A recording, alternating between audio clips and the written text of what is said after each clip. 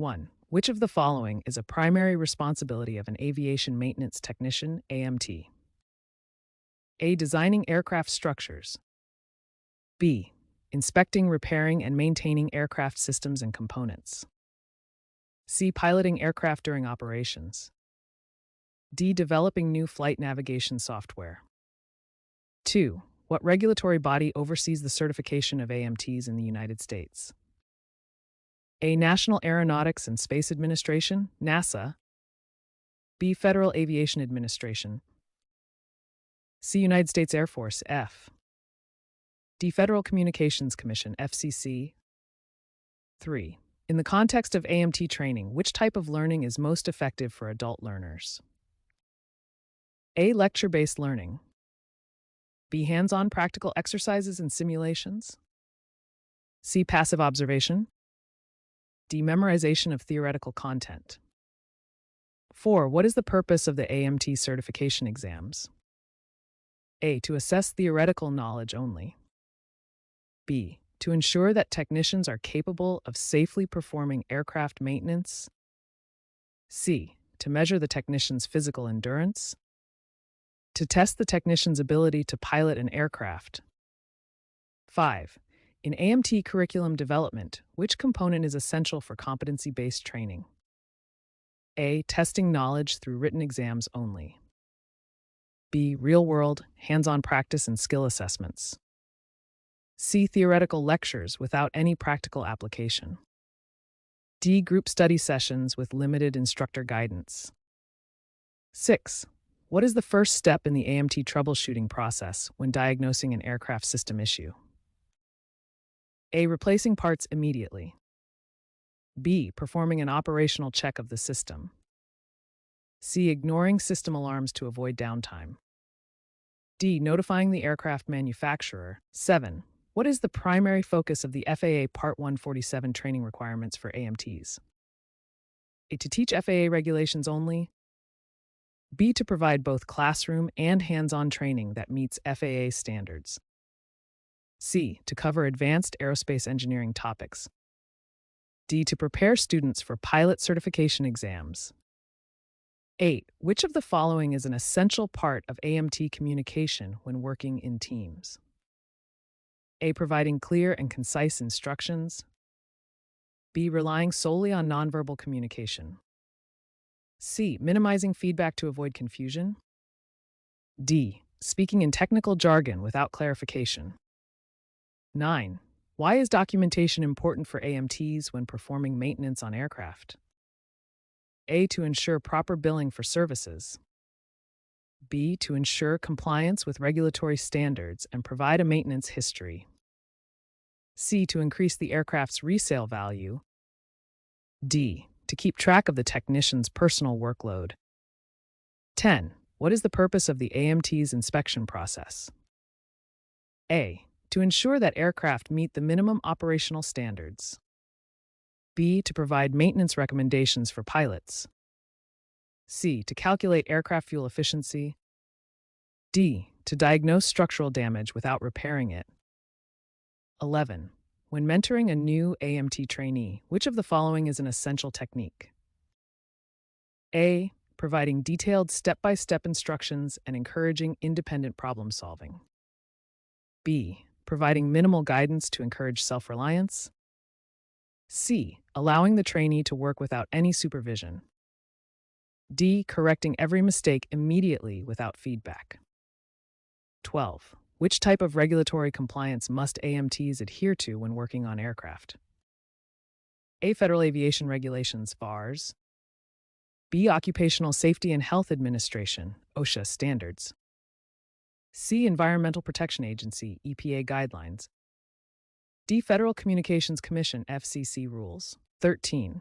What is the recommended approach for an AMT when dealing with aircraft that have a potential safety issue? A. Ignore the issue if it doesn't seem urgent. B. Document the issue and immediately notify the appropriate authority. C. Fix the issue without notifying anyone to avoid delays. D. Wait until the issue becomes a safety concern for others. 14. Which of the following is a key adult learning principle relevant to AMT training? A. Adults learn best when they see the relevance of the material to their professional work. B. Adults prefer learning from theoretical materials only. C. Adults dislike hands-on practice and prefer to learn by reading. D. Adults only learn effectively when they are taught in large groups. 15. How should an AMT prepare for an FAA inspection of their work? A. By having all documentation ready and ensuring the work area is organized. B. By avoiding communication with the inspector. C. By making adjustments to the work that were not previously documented. D. By preparing a verbal explanation without documentation. 16. What does the AMT airframe and power plant A&P certification allow a technician to do? A. Design new aircraft models. B. Work on both aircraft airframes and engines. C. Work only on aircraft avionics systems. Operate aircraft systems. 17. In AMT training, why is it important to assess both theoretical knowledge and practical skill? A. To ensure that the trainee can apply knowledge to real-world scenarios. B. To test the trainee's ability to memorize regulations. C. To gauge the trainee's ability to answer written exams. D. To assess the trainee's communication skills. 18. How does the FAA ensure that AMT training programs meet industry standards? By accrediting schools and reviewing their training curriculum. B. By allowing schools to create their own training programs. C. By requiring all AMT students to take an entrance exam. D. By offering training directly to technicians. 19. What is the primary challenge faced by AMTs when working on older aircraft? A. Limited access to replacement parts. B. Excessive amounts of paperwork. C. Understanding new aviation technologies. D. Lack of required certification for older aircraft. 20. What is the role of communication in a maintenance team when working on an aircraft? A. To ensure all team members are informed and can work together efficiently. B. To allow one person to make all decisions. C. To provide detailed instructions without asking for feedback. D. To avoid discussing potential problems to maintain team morale. 21. What is one of the core skills AMTs need when working with electronic systems on aircraft? A. The ability to read and interpret circuit diagrams and electrical schematics. B. The ability to calculate fuel consumption rates. C. The ability to operate the aircraft's flight systems. D. The ability to perform detailed engine analysis. 22. What does the term time management mean for an AMT in a busy work environment? A. Balancing work tasks to ensure all maintenance is completed in a timely manner. B. Working at a slow pace to reduce errors. C. Scheduling frequent breaks to maintain energy levels. D. Focusing exclusively on one aircraft at a time. 23. What is the best approach to mentoring an AMT trainee with limited hands-on experience? A. Provide direct on-the-job supervision and allow them to gradually perform tasks.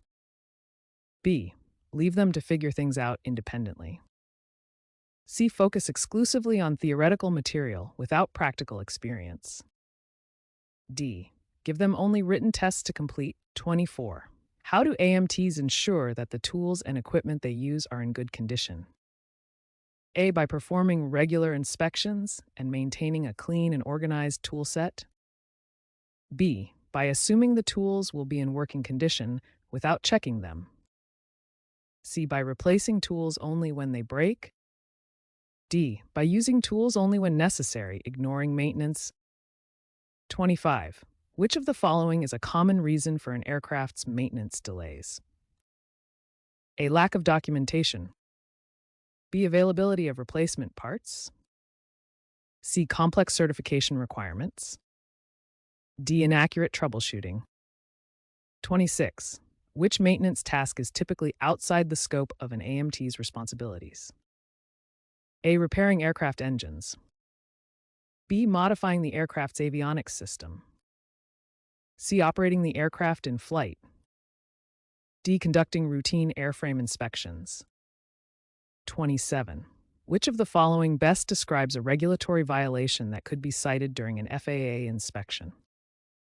A. Failing to document a maintenance task according to FAR standards. B. Completing a task before the scheduled downtime. C. Using an unapproved tool for a specific repair. D. All of the above. 28. How does the FAA Part 145 certification affect AMTs? A. It authorizes AMTs to operate their own aviation maintenance company. B. It sets standards for maintenance organizations to ensure they comply with safety regulations. It requires AMTs to be licensed for each individual repair task. D. It is not relevant to AMTs. 29. When should an AMT apply the principle of safety first? A. At all times, especially when handling hazardous materials or complex equipment. B. Only when working on aircraft with new technologies. C. Only when working on engines.